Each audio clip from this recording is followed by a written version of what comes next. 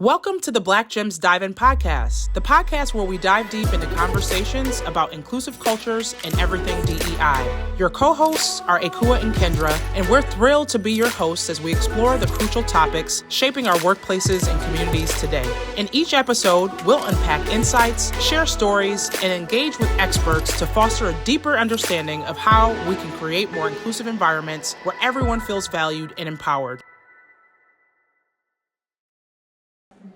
Hey, Kua. Hey, Kendra. I'm so excited for this podcast episode. You know what? We are back with another episode of the Black Gems Dive In podcast, and we are at the Congressional Black Caucus. Yes, here in Washington, D.C. Yeah, so we're really excited. This is an annual legislative conference, and this is the 53rd year that this has been happening. And so we're really excited to come to you all and talk a lot about what we always talk about, right? Yes. And so we have a guest today, and we are so excited to bring Miles Gresham, who is the policy director at Neighbor to Neighbor, Massachusetts. So Miles, welcome to the show. Thank you. Hey, Miles. I'm excited. Yeah. I enjoy it. Cool. You know, and it's Buffalo Connections because we're out here, you know, chatting with folks, networking, and we're always going to see somebody from Buffalo.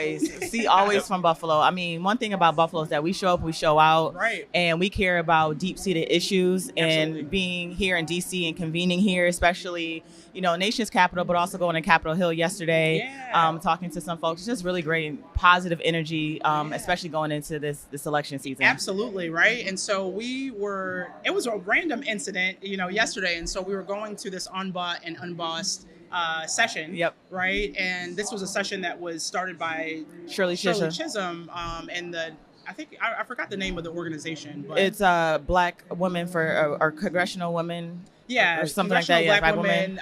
It's a committee of some sort, but it was Shirley Chisholm, Dorothy Heights, yes, and who else? Angela Davis was Coretta a part Scott of King Coretta was a King, part yes. of that as well, and so it was really powerful. But in the elevator, we actually rode the elevator with Andrew Young, right? Yes. And so, living civil rights legend. Yes. We were just chatting. I was like, you look familiar. He was very familiar, right? And so they were very kind and gave us some really great words of encouragement. Yeah. And so, just to this keep is going. what this is So about, awesome. right? Mm-hmm. You know?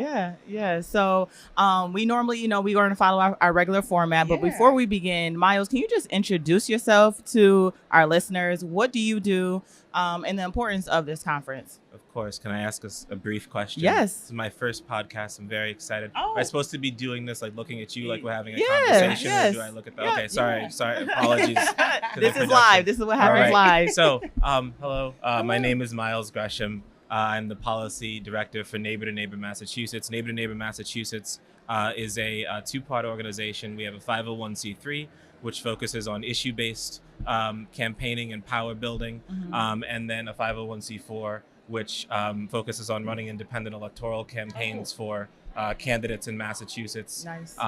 to advance our goals. And so we are a power building organization. We have chapters in 4 states made up of the Black and Latino people who are becoming the majority in a lot of what we call gateway cities in Massachusetts. So Springfield, Holyoke, Worcester, and Lynn. We also have a presence in Boston. And we are a member-based organization. We decide our priorities through our members and through the things that are impacting them directly. And then we get after it on the C3 and C4 side. We work on housing justice, economic justice, environmental justice, and anything else that affects our people. Like Audre Lorde said, we're not a single issue organization, to paraphrase, because we don't live single issue lives. Yes. Right. Exactly. But that's in a nutshell what Neighbor to Neighbor does. That's Love it. awesome. And as we move to a plurality, we know that we're not going to have a single ethnic or racial majority in this country, right? And so you talking about the shifts that are happening, same thing in Buffalo. We know that new Americans are really driving the growth in population in Buffalo, and I can see that happen in large cities and small cities across the country. So Yeah, absolutely. So we appreciate the work that you do, for sure. I appreciate you too. Yes. Honored to be here. So as always, we always start with our topic. So we're going to go into our diversity dispatch. And this is where, for our new listeners, where we highlight something that is pressing, something that's come up in the news recently, and something that we just want to put on alert for our listeners of what's going on. So we have Kua, who's going to introduce our diversity dispatch. Y'all. So we've talked about this specific topic, near and far in between, right? And so this is actually coming from the Washington Post. And it says that the Fearless Fund settles with DEI foes and it ends the grant program for Black women. And so it says that the Fearless Fund, a venture capital firm, will shutter its grant program for Black women as part of a settlement with affirmative action opponents, resolving one of the most high-profile cases in the legal battle over diversity, equity, and inclusion. And a filing submitted Wednesday in federal court in Atlanta, an attorney for the conservative activist Edward Bloom wrote that the parties had settled and asked the court to dismiss the case.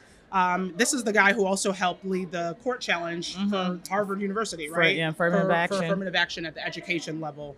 And so it talks about race-exclusive programs like the one the Fearless Fund promoted are divisive and illegal, Blum said. He said that opening grant programs to all applicants, regardless of their race, is enshrined in our nation's civil rights laws and supported by significant majorities of all Americans. We know that that's not the case, right? We've talked about things like legacy admissions in universities and how they're not attacking programs like that. But in this case, it's really unfortunate because we know that venture capital for Black women is less than 1%. Yes. And so when that's the case, you have to have programs like this that really look to bring us up in our organizations and the businesses that we're starting. But unfortunately, that's just not the case. And so at this point in time, the Fearless Fund, they said that it was actually at the end of that grant program anyway, but because they didn't want this to be a precedent that was set across the country, they ended up settling, right? Because if they didn't, and then they struck it down at that level, it really would have deterred all those types of efforts. And so what are y'all thoughts on that? You know, hearing that, feeling that, it's a lot to take in, you know? So what do you think? So for me personally, I know we had talked about this months ago when we first started hearing about this ruling and the implications behind it. And something that I even saw that the Fearless Fund shared yesterday on their social media, there's a few things that they wanted to point out, which I think is really imperative to the narrative of the story. So one thing they said too is that, number one, elections have consequences. Absolutely. You know, absolutely. And they really wanted to highlight that. One thing they talked about is that we have 3 federal rulings in this process where 4 Trump-appointed judges ruled against them. 2 Clinton and 1 Obama-appointed judges ruled for them. And the writing is on the wall for who wants this work to continue and who does not. And one thing they said is be sure to vote on November 5th. And one thing that we always say in this podcast is that we don't tell you who to vote for. So I just always want to put that out there. But we know that elections do have consequences. And this work is really important. It's imperative that this work continues. And so they said this is why they have invested millions of dollars and awarded grants for over 500 people. And so we just have to continue to be creative of how we're going to fund programs such as you know, women-owned businesses, minority-led businesses as well, because we know, and something we're going to talk about on the pod later on is, again, we know DEI is under attack and the implications behind that. And so, you know, one thing that people said initially is that, is this a win? Is this a victory? You know, that's left to be unsaid, I guess, or people, you know, decide whether it's a win or not, but we have to continue to push this forward. Yeah, and I think there was a lot of questions that came up. One of the things that they wrote on their social media too was that any false narrative floating that anyone is claiming that we are not moving forward at the Fearless Fund is not true. Correct. What is true is that we're proud to announce our new debt fund, and that's a loan program. It's live on their website for under-resourced entrepreneurs, male and female. And so one of the things that I also want to point out is that this isn't just happening, you know, on a micro level. There's a lot of foundations across the country that are now looking at changing some of their language, right? Because they specifically spell out things like racial equity, racial justice, specific funds that are for Black and brown communities. And now they're trying to soften some of that language and come up with other terms, right? To still do the same thing, I think, but ultimately not be under attack at that Supreme Court level. So under-resourced, underfunded, underrepresented. I'm sure there's going to be a lot different language that's being used moving forward, but these are things that we'll have to kind of keep our eye out. You know, and on one level, I know we kind of chatted earlier about maybe that's not a bad thing to kind of, you know, get from under the eye of all this attention under the attack of DEI. You know?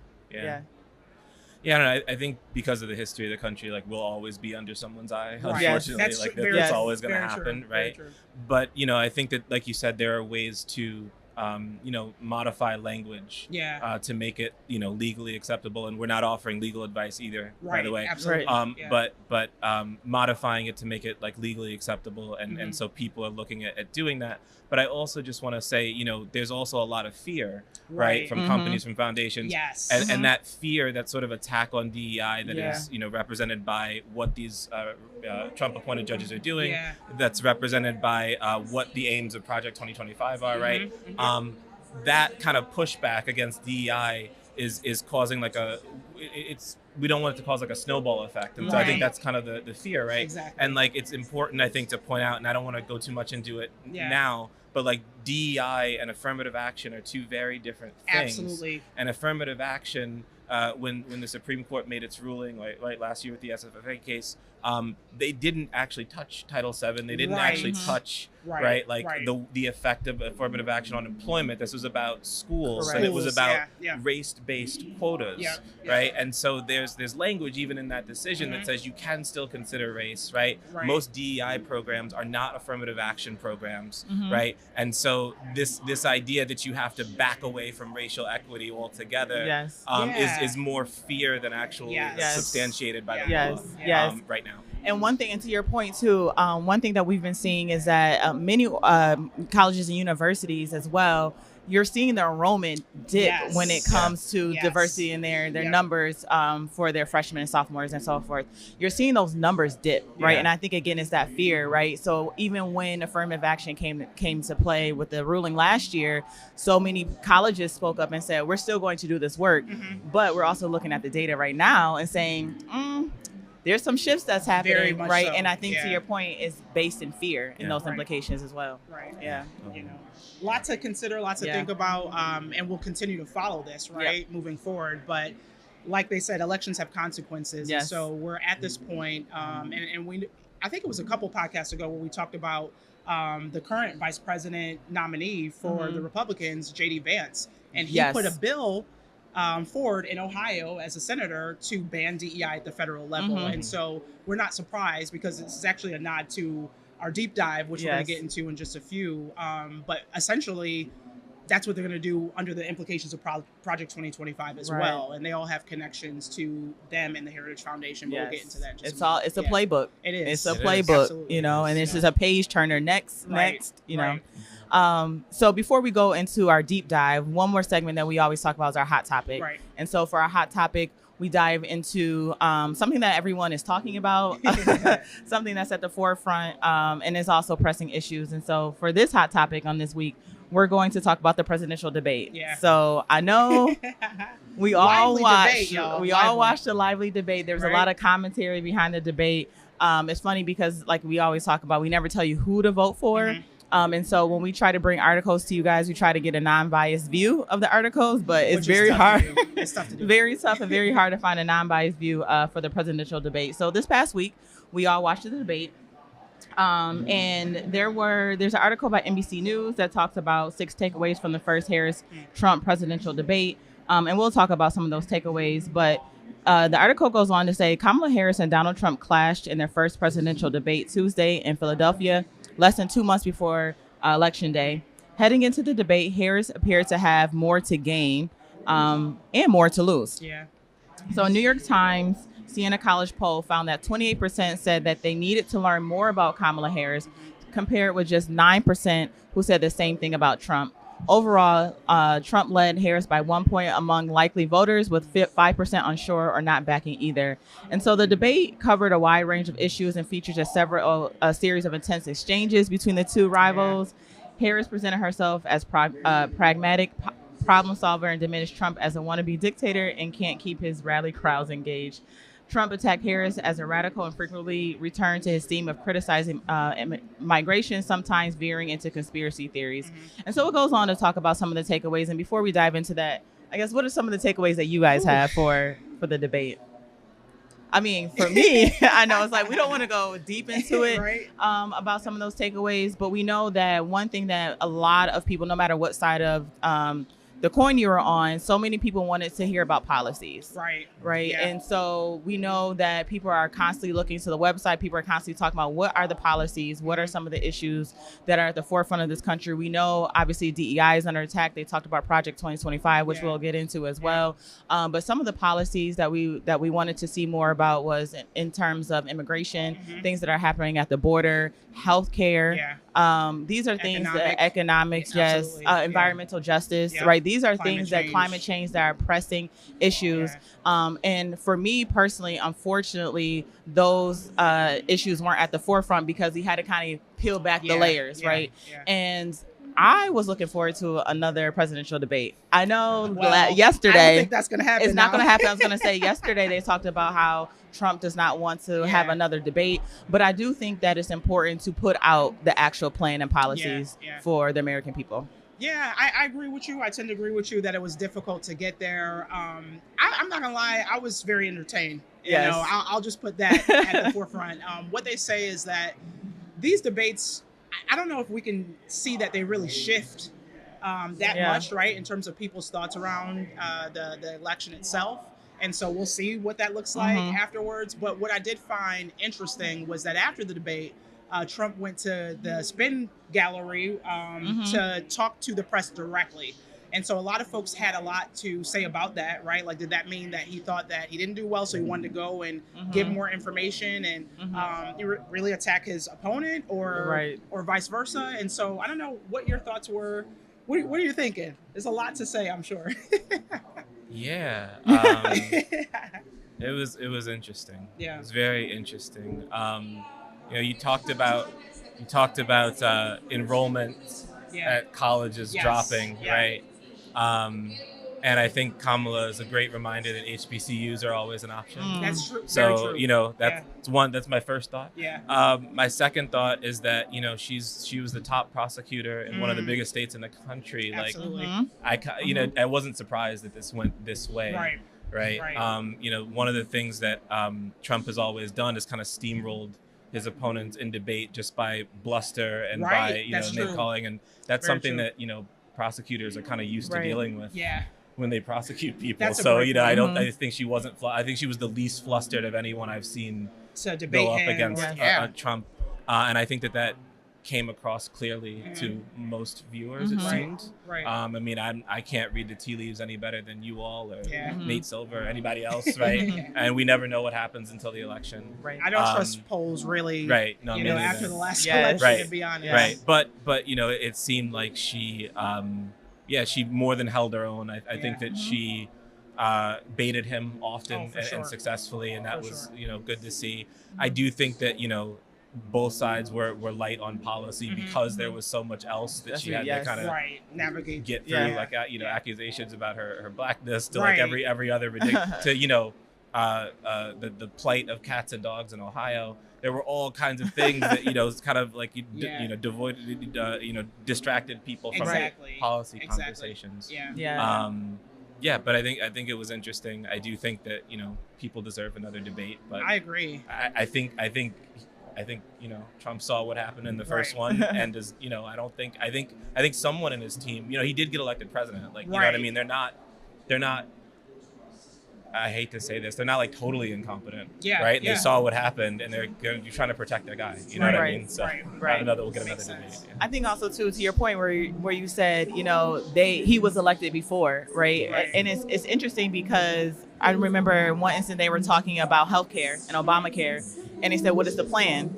And that was an actual question, like, what is the plan for healthcare moving forward? And he said, have concepts. Concepts of a plan. So again, you know, we see that things are not fully baked out. And also too, to your point about having another election or even having to pull back in, Kamala almost having to defend herself in so many different ways. A couple of things too. She has said, "I'm not Biden." And I remember she said that too. She said, "I'm not Biden." And I think, you know, at one point in time, Trump had talked about how, you know, she's basically an extension of him, you know, and currently, yes, as the vice president, but moving forward, she's like, I'm Kamala Harris, you know, put some respect on my name. Little sprinkle, right? Put some respect on my name. And so I don't think, to your point, I don't think he was ready for that. I think he was just thinking it's going to be an extension of what Biden is already doing. And so she made it known, and she came prepared. I thought so too. So we have less than 55 days, around 54, probably around 50 days. So 50 days. Something like that. I know. Who's counting? I am, but we know when it comes to the election and the day of the election, it's still going to be a lot of for sure fallout no matter what happens. So you know, so we'll see. We will, y'all. We will. We just gotta. It's the endurance to get through it. You know, 50 days feels like, I don't know. Some days it feels like, oh my gosh, that's not a lot of time. Other days it's like, man, I can't wait until it gets here. Right? So, but being in spaces like this gives me, for sure, energy to keep moving forward. Because we're in this together. So it just gives me a lot of energy and hope.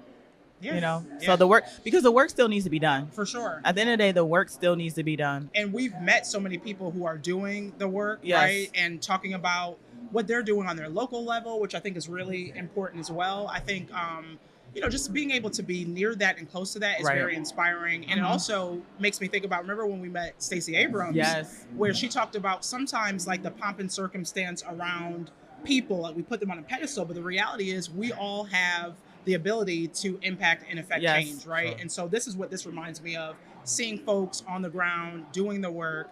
We can do the work too, y'all. Yeah. We have to do the and work. we're human. She added that human element. She said, I remember going to my grandma's house and putting my head on her lap, crying. Right. And we're human, so we just have to keep uplifting each other. Absolutely. Yeah. All right, so we're gonna get into our deep dive, y'all, and then we know our deep dive is when we really hone in on a specific topic. Today we're gonna be talking about the implications of Project 2025. And so I'm sure y'all have heard about Project 2025. It came up in the debate again, obviously. This is something that conservatives have really put an effort together. It's a playbook. It's 900 pages. A playbook. And it talks about a variety of different policy and things that they want to change and shift. And this is for the first 100 days, if their candidate goes forward, which is Trump at this point in time, right? And so we're going to take a little bit of a deep dive into this conversation. The article that I'm going to read from is from Fast Company, and it says that this is exactly how Project 2025 plans to gut DEI.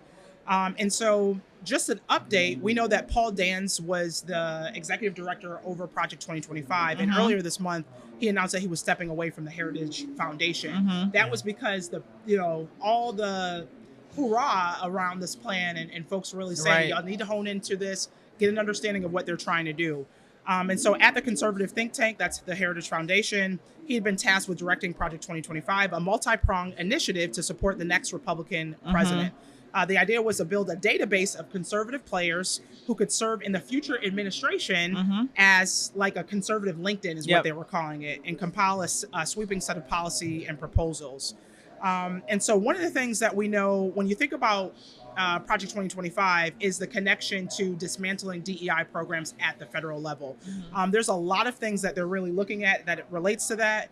A lot of this is deleting terms like sexual orientation and gender identity, which is SOGI data, and we know that we rely on that. Coming from healthcare, it's so important that we have an understanding of who we're serving and being able to disaggregate that so we know where to put resources, how to impact change on that level. They're also looking to dismantle terms like diversity, equity, and inclusion, and gender awareness, gender sensitive, abortion, reproductive health, reproductive rights, and any other term that they describe to be used to deprive Americans of their First Amendment rights out of every federal rule, agency regulation, contract, grant, regulation, and piece of legislation that exists. And so it's a blueprint. It literally is looking at things like they're calling a woke agenda. So critical race theory, and at this point in time at the Department of Education, they're looking to dismantle this. So across the board, we know that this is a concerted attack on a lot of things that we stand for and the initiatives that we do. We know that this isn't new. President Trump, under his administration, dismantled it at the federal level as well. And then when Biden won, he put it back together. And so what else y'all got to say about that and just thoughts? And I have so many thoughts. I remember when I first started hearing about Project 2025, and it was something that so many people were like, I hear rumblings, I don't know exactly what it is. I know it's just a large document, right? But this is something that has been in the forefront for years. Absolutely. Years. And it's just a remixed version. And I remember, and I'll have to look it up, but I remember even this past year when I was at the National Urban League Conference, I had sent you a message about, it was basically Project 25 was something that was put into this playbook back in the civil rights movement. Oh, yes. Right. Yes. And so this was something that was already done. Yes. And now it's just amplified. And so the scary thing about it is that it is a playbook. It's something that a lot of people are giving cliff notes, but I really do think that we should be reading this thing, really looking at it, dissecting it. Absolutely. Because at the end of the day, it's really deepening those culture wars that we see day in and day out. To your point, right, we're talking about data, some of the things that we measure when it comes to funding, when it comes to just educating our kids, and all of that is being eradicated. And so it is scary. It is really scary. And this is why when we're talking about local elections, we're talking about policy. the grassroots organization. So things that you're doing, Miles, we really appreciate what you're doing, because this is where some of those things are going to start to change and take a turn. Yeah. But we know local elections matter, all these different things. And so it's not like, hey, let's just concentrate on Project 25. We have to really dissect it and see what can we start to do at our local levels to really start to influence and change. Because guess what? It's not going away. It's not. So if Kamala gets elected, we still have to continue to fight. Right. It's almost like the effect of, I think about, and I'm going on this tangent, but I think about, after Barack Obama, was elected president, it felt like some people just sat back and said, we're done. We're done. We got this him in there. We could sit back. But that was just racism. Right. He ended racism exactly. over. It's a post-racial society. But this was only the beginning. Absolutely. And which is kind of like scary to think about, right? It was only 2008 was only the beginning. Yeah. Right. So that was just something that I think about, right? We have to keep dismantling this, because it's not going away after election season. I just want to highlight too, you mentioned that this was a playbook that had happened before. I actually bought that book, and it was around like the Southern Manifesto. Yes. That really looked to dismantle a lot of the policy that was put in place in order to uplift people of color, disenfranchised folks, underrepresented groups. And so since the beginning of this country, we know that, people of color, people that are gay, folks with disabilities, everyone has had a struggle in this country. And it kind of sets this tone against what they consider a true American versus what they don't, right? And how they want to implement that moving forward. So what are your thoughts? I know you do policy work. So from that standpoint, just, give us your thoughts on Project 2025 and what that means at this point. Yeah, I think you two said a lot of important things, and there are a lot of important things that you said that kind of thread into what this is about. So you were talking about how, this caucus that we're at is this conference is an example of people from all over the country doing the work, right, on all levels, local, state, federal, right? And that's what Project 2025 is the culmination of. Like you both said, this is something that has roots in the Southern strategy that was developed right after the civil rights movement didn't really end in 1968. Right. But in 1968, when Nixon, is running, that's when this comes into play. And there's an interview by one of the architects of that strategy, Lee Atwater. It was an interview that he gave in the 80s. And I don't know if I can quote from it because there's a bit of explicit language. I don't know how family friendly this podcast is. A little bleep. But you go to bleep. But he says, we can't say after 1968, we can't say N-word, right? So we have to get more abstract and talk about forced busing and talk about, about states' rights, right? And talk about cutting taxes and cutting programs. And he said the effect of that is that Black people get hurt way more, right? When there are cuts to the federal government, right? Black people are employed by the federal government, right? That impacts our ability to buy homes and our economic wealth, right? Right? Like when the Voting Rights Act is gutted by a Supreme Court, right? That affects our ability to get to the polls, right? Yeah. Here's how I would approach that issue as a statistician or a political scientist, or no, as a psychologist, which I'm not, is how abstract you handle the race thing. In other words, you start out, and now y'all aren't quoting me on this. All right, I won't hear it. You start out in 1954 by saying nigger, nigger, nigger. By 1968, you can't say nigger. That hurts you, backfires. So you say stuff like forced busing, states' rights, and all that stuff. And you're getting so abstract now. You're talking about cutting taxes, and all of these things you're talking about are totally economic things. And the byproduct of them is blacks get hurt worse than whites. And subconsciously, maybe that is part of it. I'm not saying that, but I'm saying that if it is getting that abstract and that coded, that we're doing away with the racial problem one way or the other. You follow me? Because obviously sitting around saying we want to cut taxes, we want to cut this, and we want is much more abstract than even the busing thing, and a hell of a lot more abstract than nigger, So any way you look at it, race is coming on the back burner. And of course, we saw in 2020, who was it? Like the last line of defense, right, for our republic. It wasn't, it wasn't, a typical battlefield. It was people. It was poll workers, right? In Georgia and in Pennsylvania and Arizona, right? Those were the people at that local level, that level that often gets overlooked. Right. And what this is Project 2025 is a culmination of, since the late 60s, Republicans have been doing exactly what we're saying we need to do now. Exactly. Right? Exactly. Which is they've been taking over school boards, taking over zoning boards, taking over, devolving power from cities to county governments, which we don't know anything about that, coming from where we come from, right? But, that's what it's been about. And so now this is, like you said, like a page, this is the next page, right? This is something that they've been working on. And so the fight back has to happen at all levels too, right? Every, the local elections, Democrats are a lot harder to get to vote than Republicans. That's right? very true. If you can, and we've seen it in Massachusetts though, if you can mobilize, even 10% of the voting of the electorate to show up, right? You can change so many of these seats, and so many of these folks are in power. And so that's what conservatives have been working on quietly, right? For over 50 years now. And now Project 2025 is coming out, and people are like, where did this come from? This sort of Bond villain like plan. No, they've been telling us this. They've been telling us this for over 50 years. Absolutely. And now here it is. And so we know what we need to do to fight back, because we know how it came into place. And like you said, we can do the work too. Absolutely. But we just have to do the work. Yeah, I think it needs to be a concerted effort, to your point, right?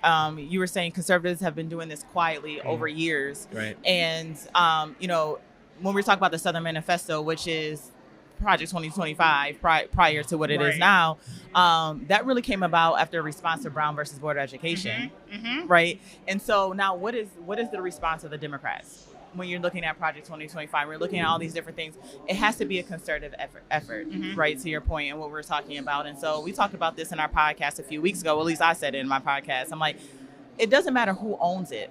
Right. It doesn't matter who owns it. I don't care if it's the Urban League. I don't care if it's NAACP. I don't care if it's grassroots organizations. But we need to all come together and put together a playbook. Right. That benefits everyone. Yeah. Right. We talked about a couple podcasts ago, targeted universalism. Right. How is this benefiting everyone? The because curb cut effect. the curb cut effect. Absolutely. Because if you're looking at just Project 2025 and you're just looking at whatever the response is, it's like, we need to come at a point where we're looking at that target universalism, seeing how is this going to benefit everyone? Because at the end of the day, we're going to continue to be at this war. Yeah. Right. Yeah. Which, again, this has been happening for years, but we really need to come up with a response.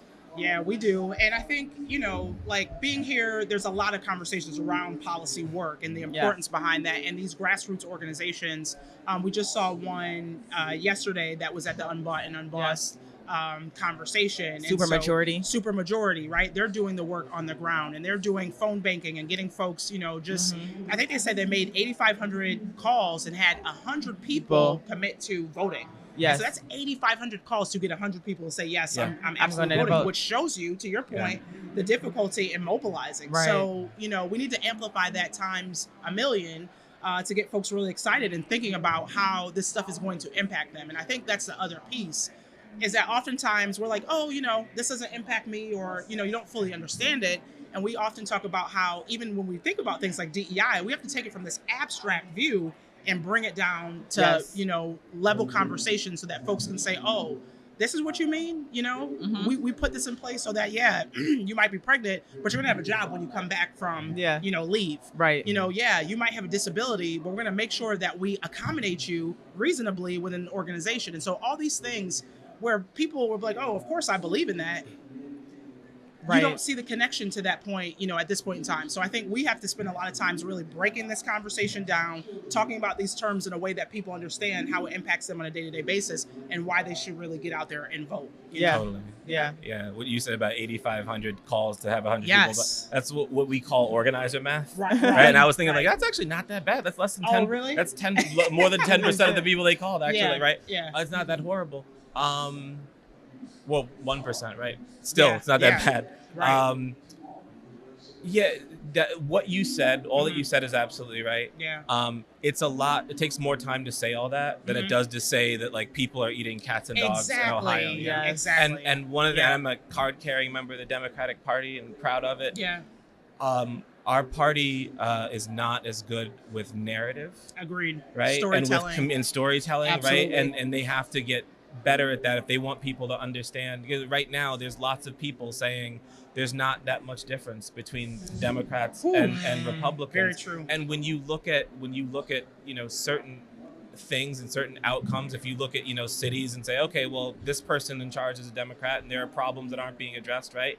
And the Republicans don't care either. And it's very simple for them to make that, argument, to right? That point, yeah. Right.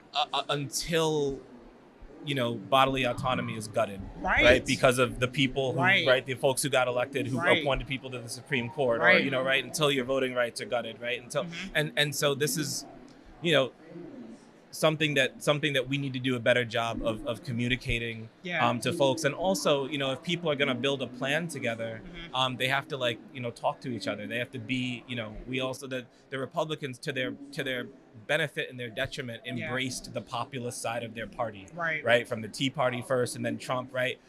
If Democrats are kind of, when it's time for us to all fight together, we're all together, right? But when it's time for us to sit down and make policy, that's a whole different game, right? And so we have to change the way we plan together and the way we communicate those plans to our people if we're gonna, have a fighting chance and not have to be always on the cusp of having to push back fascism, almost 100 years after World War II. You know what I mean?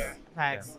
So we always say we are not at the Beverly Gray where we normally film, and so we are on a time restraint. So we have about less than 5 minutes left. And so with that being said, I guess what are the next steps for you guys? Like, where do we go from here? How are we giving the people hope? How are we giving them an action plan to move forward and really, dismantle some of these systems that have been in place for years? I know we can't give a full synopsis in less than 5 minutes, but where do we go from here? Just giving someone a glimpse of hope. Yeah, I think, we talk about it from an organizational level as it relates to this work. And the last podcast, we actually talked about Robbie Starbuck, who is a right-wing conservative activist who was actively going to organizations and blowing a lot of noise around their DEI efforts. And these large organizations, a week after, are dismantling these programs at the organizational level. And so I think, we have to think about how we do this work. We've talked about this, weaving it throughout operations, making sure that we look at where it's situated in organizations and do more than some of this performative stuff that these organizations have done. It's great to celebrate Heritage Months, but that can't be all that you're doing. We have to think about equity decision-making. We have to think about collaborative decision-making, bringing people to the table and amplifying their voices. And so from an organizational standpoint, I think fortifying it through operations is the way to go for next steps as it relates to that. Miles, what do you think in terms of just general policy work and what we need to be thinking about?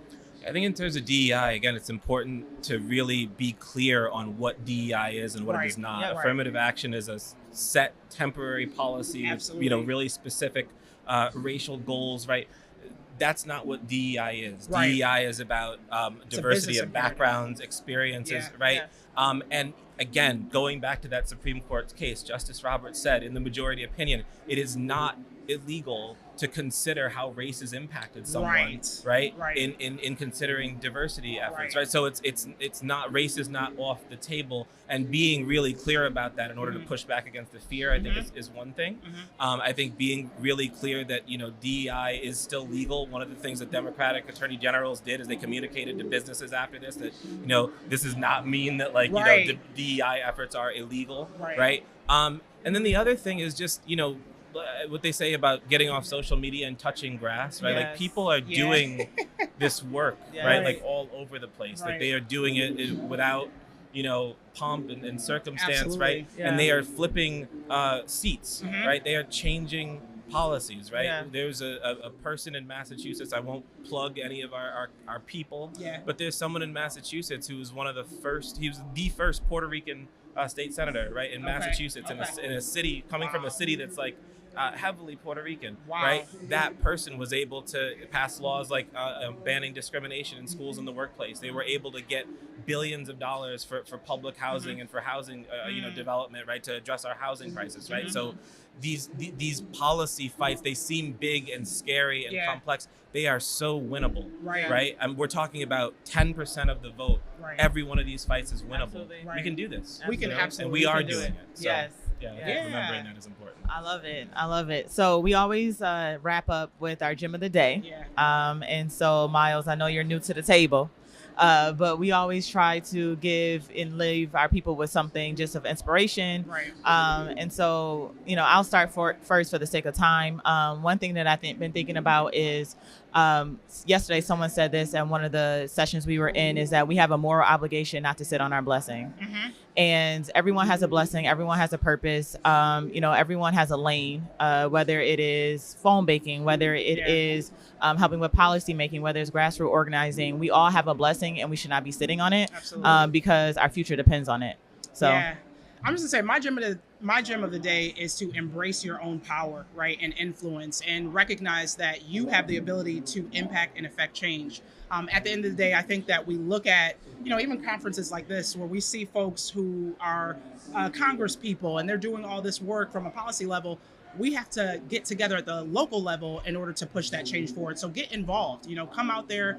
Like Miles said, this is winnable, right? And so let's really take in our own power and our authority to impact change moving Absolutely. forward, Yeah. What's your gem of the day? I don't have any wise gems like that. I wasn't prepared for. But yeah, I always think about events like this, and I think about if people in power had their way, where we would be, right? Most of us in this room would be enslaved. Yeah, right. Very true. We're here because these fights are winnable. Right. Right. We're proof of that, Yes. and this is our turn to prove that. Absolutely. That's kind of an I love honor, that. right? When you Yeah. think about all that we've come through and the shoulders of the people that we stand on, Yeah. and where we're sitting right now, Yes. from this place, we get to do this stuff. Yes. Absolutely. Right. Yes. And like Malcolm X said, our history did not begin in chains, and it will not end in chains, and that's what keeps me going. So yeah, that's my Awesome. gem. Awesome.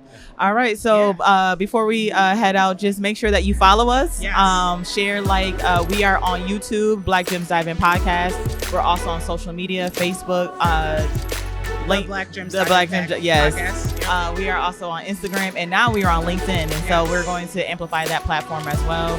So please make sure that you have conversations with us. Like I said, like, share, and subscribe.